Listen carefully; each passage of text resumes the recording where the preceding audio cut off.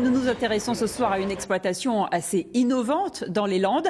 Un jeune couple a décidé de produire des plantes aromatiques en culture 100% hors sol et 100% écologique. Leurs produits sont recherchés par les plus grands cuisiniers. Le reportage de Patrick Pagnier et Laurent Montiel.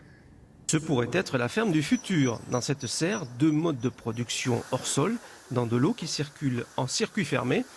En hydroponie tout d'abord, mélangé avec des purins végétaux ou du lombricompost. Ou en aquaponie, l'étonnant écosystème entre poissons rouges et plantes.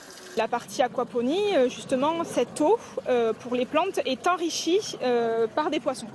Le tout fonctionne entièrement en circuit fermé, donc c'est un circuit vertueux où les déjections des poissons servent de nourriture aux plantes et les plantes, elles, filtrent l'eau qui retourne assainie aux poissons. Après des études de paysagiste à Bac+6, Lucie Bonnet s'est lancée cette année dans le grand bain d'une agriculture innovante et encore peu répandue avec son compagnon et la production 100% écologique de plantes aromatiques rares et sauvages. C'est des plantes qu'on a récoltées sur le terrain, donc vraiment dans son état naturel, et que maintenant effectivement on cultive, mais qui ont malgré tout gardé tout leur potentiel aromatique et nutritionnel sauvage. Une centaine de plantes aux parfums et aux saveurs peu communes poussent ici. La clientèle, composée pour l'essentiel de grands chefs cuisiniers, étoilés pour certains, en raffole. Nous allons également réaliser des cours de cuisine sous la serre, ce qui, je pense, en aquaponie et en hydroponie va être une première en France, où nous allons accueillir